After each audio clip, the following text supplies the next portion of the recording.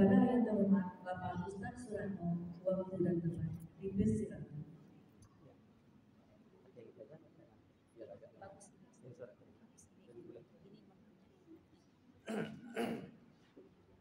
Bismillahirrahmanirrahim.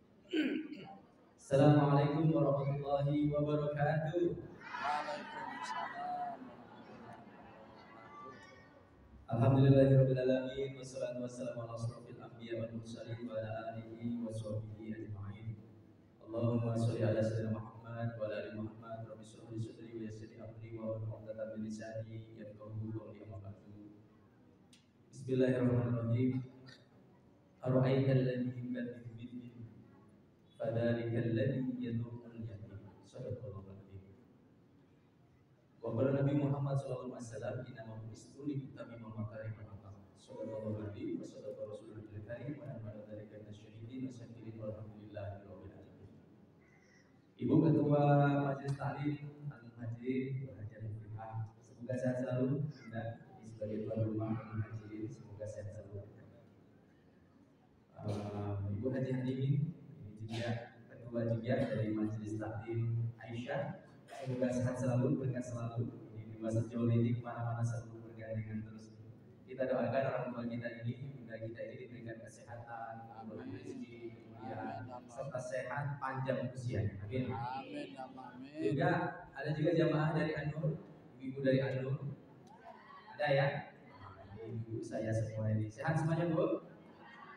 Tentunya ibu-ibu dari tuan rumah Al-Muhajirin, gimana kabarnya, sehat? Ada Ustaz dari Al-Barokah juga, Masya Allah tadi sempat berbincang, semoga saya selalu Ustaz bareng sama anak-anak Al-Barokah. Juga yang dari panti asuhan yang lainnya, mana tadi? Damarian Karim, yang mana? Ini ada Ustaznya juga. Depan Ustaz. Mari silakan Ustaz. Tafadhol. Mari Ustaz. Sini Ustaz. Silakan. Di guru harus dimuliakan ya. Silakan. Tafadhol Ustaz. Masya Allah. Dari mana lagi? Sudah. Dan seluruh yang ada di sini, adik-adik yang diundang dari Kopi, dari mana daerah sini, lingkungan Bayi Halim, yang insya Allah hari ini dengan adanya adik-adik datang ke sini, dengarkan kata saya sebelum nanti saya panjang lebar. Kita, kami, dan para donatur ini sebenarnya yang butuh kalian. Bukan kalian butuh kami, tapi sebenarnya kami yang butuh kalian. Kenapa? Karena orang-orang yang memiliki harta yang lebih ini nggak bisa bawa amalnya sendiri kecuali dibawa oleh kalian. Jadi dengan nitip kepada kalian, anak-anak yatim, piatu, duafa, ini nanti bisa dinikmati di kampung akhirat. Jadi nggak bisa dibawa sendirian, disedekahkan kemana? Ke anak yatim. Nah ini yang dibawa. Kalau ke masjid beda lagi, tapi melalui anak yatim nanti di akhirat bisa dinikmati hasil daripada yang ditanam. Maka kita bersyukur kepada Allah, alhamdulillah. Tadi sudah dipimpin pembacaan ayat suci Al-Quran ditambahkan dengan sholawat tadi. Masya Allah, suaranya lembut dari Teteh Ida Rosyida. Mudah-mudahan tadi ada kata-kata arwaital ladzi yukadzibu bid-din fadzalikal ladzi yad'ul yatim. Nanti Ustaz akan jelaskan sedikit. Ya, apa makna di dalam kandungannya ini? Apa di dalamnya? Nih ibu-ibu yang ada di belakang kayaknya masih husuk. Saya juga membawa anak istri saya ini juga ikut hadir nih Bunda. Di belakang tuh jilbab biru yang paling cantik sendiri, nggak ada lawannya pokoknya. Tuh. Nah ya, istri saya kalau datang kemana-mana jadi artis beliau ya. Nah, ya. Yang jilbab biru ini paling cantik sedunia, nggak ada yang bisa mengalahkan. Bunda Afra kita hadir ya, alhamdulillah. Ya buktinya saya pilih beliau gitu ya, jadi nggak ada yang bisa mengalahkan ya. Bareng sama anak kami juga izin tadi ikut sambil mainan di depan. Mudah-mudahan kami mohon doanya supaya diberikan kesehatan selalu sama dengan ibu-ibu. Mudah-mudahan kita semuanya bisa bertetangga di surganya Allah. Amin. Hari ini sesuai dengan jadwal yang diberikan kepada saya, kita memperingati Muharram. Di dalamnya ada satu Muharram, artinya tahun baru Islam. Ya, dimulai dari tahun baru Islam 1444 Hijriah tadi. Apa yang harus kita lakukan di tahun baru? Kita harus berhijrah dari yang buruk menjadi lebih baik, dari yang kasar menjadi lembut. Harusnya seperti itu. Dari ibu-ibu yang mungkin dengan suami pernah ngelawan menjadi istri yang lebih taat. Siap Bu? Harus siap. Kalau nggak taat nggak bisa masuk surga masalahnya. Siap Bu? Jangan cari suami lagi, nggak bisa. Satu itulah tugas ibu, cuma ngurusin orang satu itulah. Kalau ibu taat, sholat, menjalankan ibadah dengan sesuai dengan sunnah, kemudian dia beribadah, kemudian dia berpuasa, taat kepada suaminya, masuklah melalui pintu mana yang kau sukai wahai ibu. Ya, jadi hijrah ini Bu ya, tahun baru Hijriah harus bisa membuat kita nanti bisa mudah-mudahan bertetangga di surganya Allah. Amin. Amin. Yang kedua, ada peringatan 10 Muharram. Kemarin di Anur sudah saya bahas sebagiannya tentang peringatan 10 Muharram. Maka setelah kita memuji Allah, bersalawat kepada Rasulullah, kita ambil iktibar 10 Muharram ini apa saja yang terjadi. Saya singkat ya Bu ya. Nabi Adam, dengerin Bu. Nabi Adam itu ratusan tahun makan makanan surga. Melakukan kesalahan sekali gara-gara mengikuti keinginan istrinya, makan buah kuldi. Ingat tuh, makan buah kuldi langsung diusir daripada surga. Dengarkan, Nabi Adam melakukan kesalahan sekali, sudah masuk surga, diusir dia keluar daripada surga. Sementara kita tiap hari melakukan dosa, tiap hari melakukan maksiat, banyak makanan syubhat dan haram yang masuk juga ke perut kita, kepingin masuk surga. Gimana coba kira-kira? Berat nggak mau masuk surga ini? Berat. Maka kalau ibu jadi istri yang soleha, taat kepada suami, jalankan perintah agama, sholat, puasa, zakat, ikut sama suami, mudah masuk surga. Paling mudah wanita ini masuk surga. Siap masuk surga Bu? Maka ikuti. Lihat, Nabi Adam 40 tahun diusir dari surga, turun ke bumi dalam keadaan tak memakai busana sama sekali. Nabi Adam di kota India, yang sekarang jadi negara India, ya. Siti Hawa ada di kota Jeddah. Jauh nggak Bu? Jauh banget tuh. Ya. Waktu itu nggak ada pesawat, karena manusia baru lahir mereka berdua. Belum ada kapal terbang, belum ada kayak bayang nggak Adam untuk bertemu sampai ke Jeddah seperti apa? Adam menyeberangi lautan, menggunakan cara yang begitu susah, sampailah bertemu itu di Jabal Rahmah. Ingat Bu, kalau kita berangkat haji dan umroh, ya kita bertemu itu di Jabal Rahmah, tempat diyakini di situ bertemunya Adam dan Hawa setelah berlama-lama tidak ketemu. Maka Adam dan Hawa ini bertemu, meminta ampun kepada Allah 40 tahun, tapi tidak dikabulkan juga. Sampai akhirnya Adam diampuni ketika berdoa kepada Allah, mengakui dirinya adalah orang yang zalim. Jadi salah satu doa Bu, kalau mau diampuni dosanya, akui diri kita ini orang zalim. Apa doanya Nabi Adam? Sama-sama kita baca. La ilaha illa anta subhanaka inni kuntu minal zalim. La ilaha illa anta, tiada daya dan kekuatan ya Allah melainkan kekuatan Engkau. Subhanaka, maha suci Engkau ya Allah. Ini sesungguhnya kuntu minal zalimin, aku termasuk orang yang zalim. Jadi kalau mau doanya dikabulkan, harus kita mengakui diri kita ini orang zalim. Ini mah kita kagak ya Bu ya? Halo Bu. Kita ini kadang-kadang kalau kita ditimpa oleh masalah, ingin menyelesaikan masalah, saat doanya kayak gini ngomong sama Allah. Ya Allah, saya kalau dikasih ujian yang berat, dosa apa saya ya Allah? Ada yang kayak gitu? Dosa apa saya? Padahal dosa kita ini banyak banget. Nabi Adam melakukan kesalahan sekali, diusir daripada surga. Kita melakukan dosa setiap hari, maksiat setiap hari. Apalagi ada HP sekarang, maksiatnya bisa pribadi, nggak ada yang tahu. Betul Bu? Nah, ini kok kita nggak mengakui dosa. Maka kalau mau doanya dikabulkan, ini qabil itu dipakai. La ilaha illa anta subhanaka inni kuntu minal. Yang kedua dari ayat yang Teteh tadi bacakan. Ara'aital ladzi yukadzibu biddin. Ingin tahu nggak siapa pendusta agama? Allah seperti mau nantangin kita. Siapa sih pendusta agama sesungguhnya? Fadzalikal ladzi yad'ul yatim. Orang yang paling dusta dengan agamanya. Dengarin ini Bu, yang ada di belakang semuanya, ini juga live ini. Biar kita paham. Orang yang diakui sebagai pendusta agama adalah mereka. Ara'aital ladzi yukadzibu biddin. Jawabannya apa? Fadzalikal ladzi yad'ul yatim. Mereka yang sebagai pendusta adalah yang berani menghardik anak yatim. Dengerin ini. Saya juga nih buat Ustaz. Karena sebagai kepala yang ada di dalamnya. Kalau hari ini mungkin jarang mendengarkan nasihat ini, saya ingin keras secara ini. Kenapa? Yang berani menghardik anak yatim. Coba tengok di rumah kita ada nggak anak yatim yang kita hardik? Nggak ada, alhamdulillah. Ada nggak di tempat kita anak yatim yang tidak memiliki ayah diusir dari rumah kita, pergi dari rumah kita karena ucapan kita, karena perbuatan kita, dia pendusta agama. Hati-hati. Maka Tuhan, pengurus panti asuhan, hati-hati betul dengan anak yatim ini. Karena kita sholatnya tidak akan diterima ketika kita bukan hanya mengusir, menghardik ini ngomong nggak enak loh. Kamu ini bla bla bla bla, kamu ini bla bla bla bla. Hati-hati. Maka ini bagian daripada menghardik. Inilah orang yang mendustakan agama. Saya berdoa Ustadz yang dari Al-Barokah, yang dari pondok pesantren, jaga lisan, jaga perbuatan terhadap anak yatim. Karena pesan Rasulullah, siapa yang sayang kepada anak yatim nanti di surga bersamaku seperti ini. Apa ini Bu? Maksudnya Bu? Bukan coblos nomor 2 mau pemilu, bukan Ibu ya? Halo Bu? Apa maksudnya Bu? Berdampingan dengan Rasulullah. Orang yang sayang sama anak yatim apapun kondisinya, tidak melihat celahnya. Karena anak yatim tadi saya dengarkan sharing dari beliau juga. Pegang anak yatim ini ada aja kelakuannya, ada aja perilakunya. Maka orang yang sabar menghadapinya, dialah penegak agama.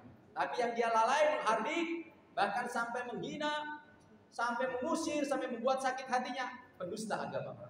Maka banyak-banyak istighfar, siapa tahu kita masuk dalam kategorinya nyerempet-nyerempet, hati-hati.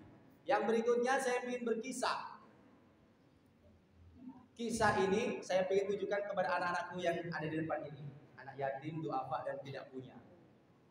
Dulu ada di Eropa, ini Ustaz berceritanya, nanti ada yang agak nasional, ada yang lebih agama.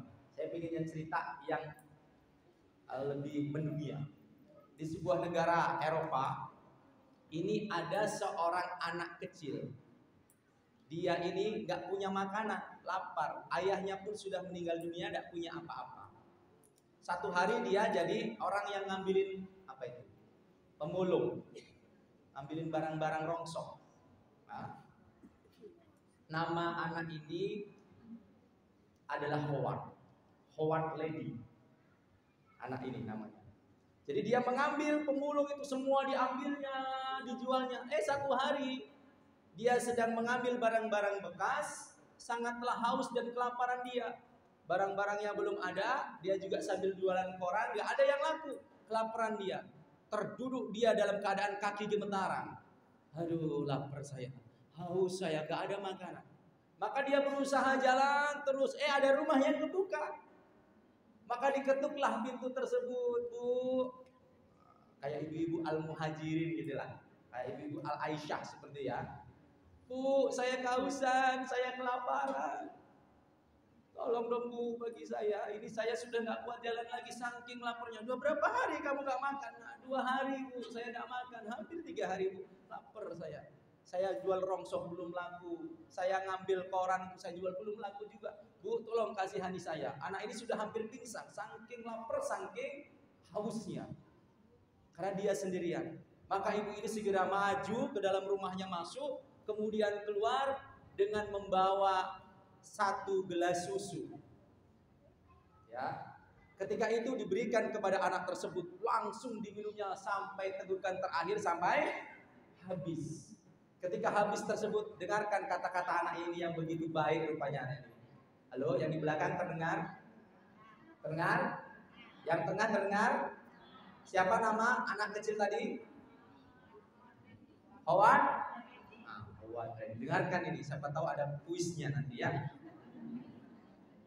Yang pojokan kiri terdengar? Siapa pojokan kiri namanya? Anak kecil ini?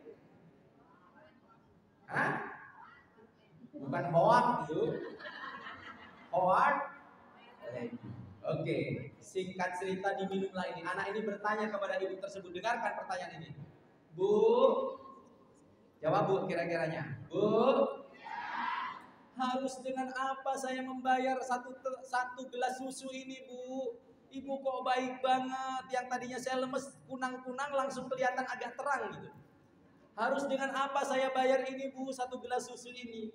Apa jawab ibu tersebut? Nah, susu ini gratis buat kamu. Pergilah engkau, ditambahkan lagi ini 1 buah, apa nih 1 buah ya? Ya 1 buah roti. Roti yang agak besaran dikit dikasih sama dia. Sambil berterima kasih dia pergi. Makasih ya Bu, makasih ya Bu. Dengarkan, Bu, harus dengan apa saya membayar minuman susu ini? Apa kata ibu tadi? Orang tuaku mengajarkan kepada diriku agar menjadi pribadi yang tangguh dan senantiasa berbagi. Maka omongan ini dipakai terus sama si Howard lady tadi itu. Berjalannya waktu, ternyata satu hari sang ibu ini semakin tua. Kira sekitar 16-20 tahunan, sang ibu ini jatuhlah sakit.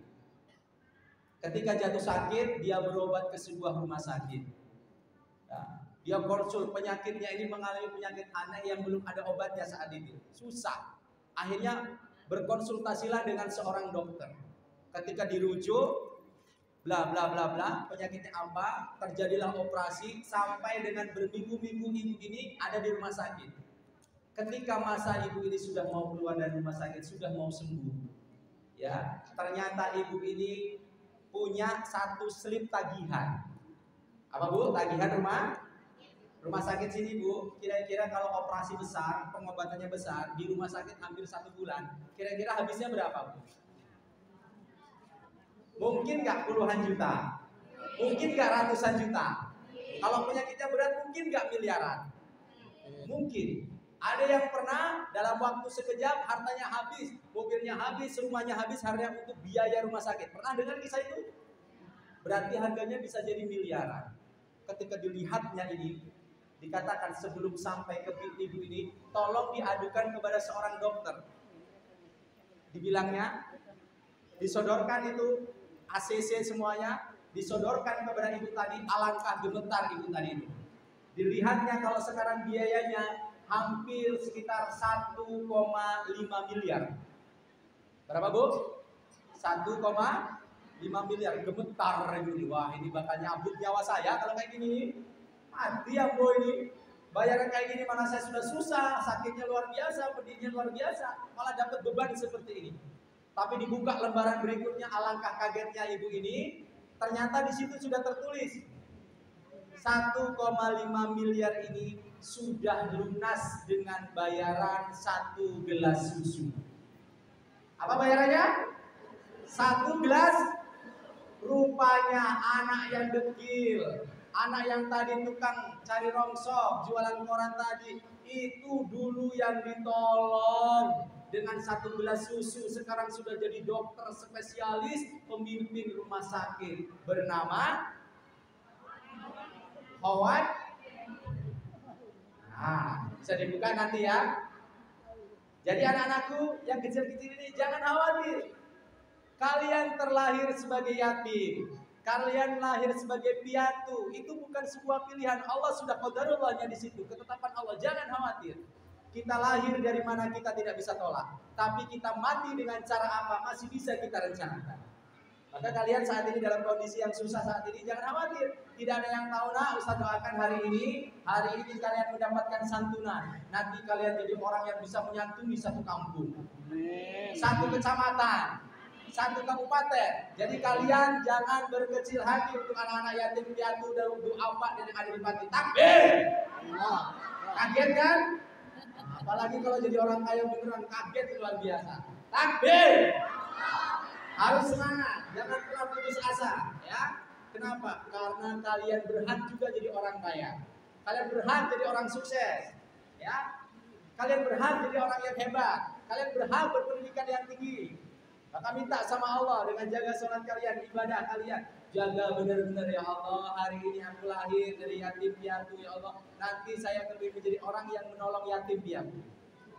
Maka Ustadz ini salah satunya orang yang dari kecilnya memang biasa saja.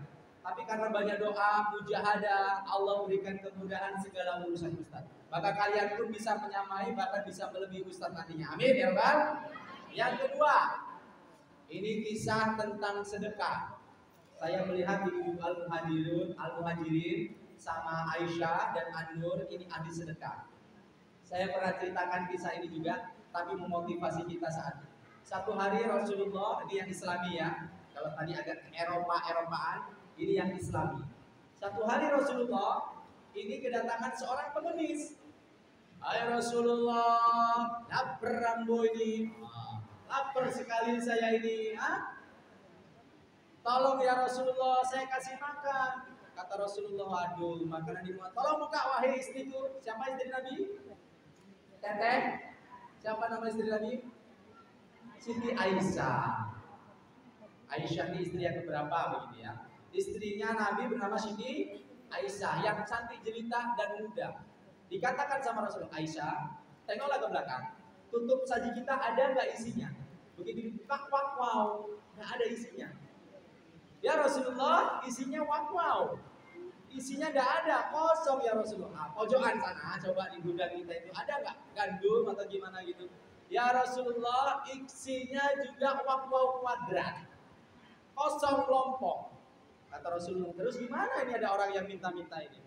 Dengarkan kata Rasulullah, hai Aisyah, ambilkan jubahmu yang paling bagus. Jadi kalau mau sedekah, pesan sama Rasulullah, yang bagus ya Pia. Jangan kalau mau ngasih uang ke panti piatu, cari yang lecek-lecek. Beras kita biasa yang harga 15.000, kasih yang harga 8 ribuan, yang dolong, yang kayak gini. Jangan, kasih yang terbaik seperti Rasulullah. Cari jubahmu yang terbaik. Maka Aisyah mengatakan diambilnya. Ya Rasulullah, inilah jubahmu yang terbaik. Masih bisa dengarkan saya? Lanjutkan? Mau dengerin lanjutannya? Maka Rasulullah ini menyampaikan jubah baiknya ini kepada si pengemis tersebut. Ayo pengemis, ini di dalam rumahku tutup sajinya wow, gak ada apa-apa. Di gudang juga gak ada apa-apa. Maka aku tetap ingin bersedekah kepada engkau. Aku berikan jubah terbaikku ini kepada engkau. Masya Allah. Rupanya pengemis ini begitu bahagia, lari dia ke pasar Waihalim. Ini pasar Waihalim. Ke pasar. Lari kemana Bu? Ke pasar. Dengarkan apa kata orang yang miskin tadi. Hai penduduk Madinah, saksikanlah, aku diberi hadiah sama orang yang paling mulia di dunia berupa jubah terbaiknya. Maka geger itu seluruh pasar. Bukan pasar Waihalim ya. Sebuah pasar di Madinah tersebut geger. Wow, kok bisa kamu dapetin bajunya daripada Nabi Muhammad SAW? Semua orang kepingin membeli nih. Kepingin membeli. Oh sudah saya beli aja. Tidak diterima sama orang tersebut. Sampailah terdengar kisah ini bahwa orang miskin ini dikasih jubah sama Rasulullah kepada seorang yang buta tapi kaya raya. Apa Bu? Orang yang buta tapi kaya raya. Apa kata orang buta tersebut? Manggil dia pembantunya. Tole. Le, gini. Apa kata dia? Aku nih krungu nek enek Kanjeng Nabi Muhammad SAW ini ngewahi jubahe sing paling apik terhadap orang yang pengemis. Saya nggak mau tahu. Hartaku banyak kata orang tersebut. Tapi aku buta. Maka tolong engkau cari jubah tersebut, kamu beli berapapun mintanya. Kalau kamu berhasil mendapatkan jubah tersebut, aku akan bebaskan kamu dari perbudakan. Oh, orang buta tersebut rupanya punya budak. Kalau engkau berhasil membeli itu dengan hartaku, ambillah, kamu akan aku bebaskan dari perbudakan. Maka si budak tadi itu jalan ke pasar, hei kamu minta berapa kamu jual? Kata orang tersebut, saya minta bayaran yang mahal. Berapa kamu minta? Akan saya beli. Karena harta si buta tadi banyak. Maka dibelilah tersebut, dibawalah kepada si buta yang kaya raya tadi. Maka si buta ini begitu bahagia. Begitu bahagia, si buta ini dioleskan wajahnya dengan menggunakan baju jubah Rasulullah tersebut. Sehingga orang yang buta tadi itu menjadikan dirinya bisa melek, bisa melihat lagi. Maka orang buta ini lari ke rumah Rasulullah, menemui Rasulullah. Ya Rasulullah, saksikanlah aku sembuh ya Rasulullah karena mengoleskan dengan jubahmu ini ya Rasulullah. Maka kata Rasulullah, dengarkan Bu, nasihat Rasulullah. Wahai Aisyah, kamu tahu nggak dari kejadian ini jubah yang aku berikan dalam bentuk sedekah diterima oleh orang yang miskin. Gara-gara sedekah orang miskin itu menjadi kaya. Gara-gara apa? Jubahnya dibeli mahal. Betul? Yang membeli siapa tadi? Orang yang buta. Janjinya apa orang buta tersebut? Sama budaknya. Kalau bisa mendapatkan jubahnya, aku bebaskan engkau dari perbudakan. Wahai Aisyah, ketahuilah, orang yang miskin menjadi kaya. Dari asbab jubah tersebut, orang yang miskin menjadi kaya, orang yang diperbudak menjadi lepas perbudakannya. Bisa dipahami? Dan kamu tahu asbab itu sampai kepada orang yang buta. Orang yang sakit menjadi sembuh sakitnya. Orang yang buta menjadi melek lagi.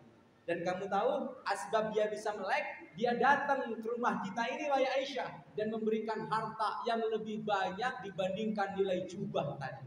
Jubahnya dipulangin lagi ya Rasulullah, aku pulangin lagi jubah ini ya Rasulullah. Kemudian aku berikan harta yang banyak kepada engkau sebagai hadiah. La ilaha. Jadi yang namanya sedekah tidak akan pernah membuat miskin. Bisa dipahami? Kalau ada orang yang pelit terhadap fakir miskin, perhitungan, omongannya kasar, tidak bagus, tunggu masa-masa dia susah. Maka mumpung ibu masih diberikan harta yang banyak saat ini, bersedekahlah banyak-banyak.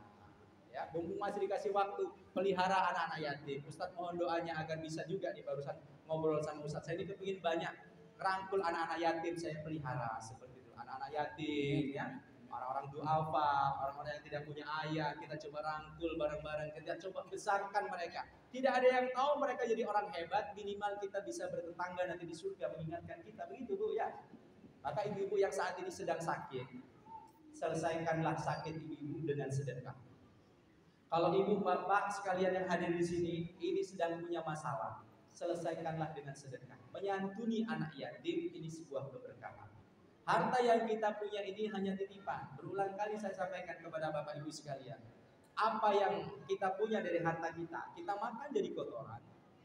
Ya, kita tinggalkan hanya menjadi rebutan, kita sedekahkan, itulah jadi tabungan. Kita belajar dengan Nabi Ayub. Salah satu yang sembuh di 10 Muharram adalah Nabi Ayub.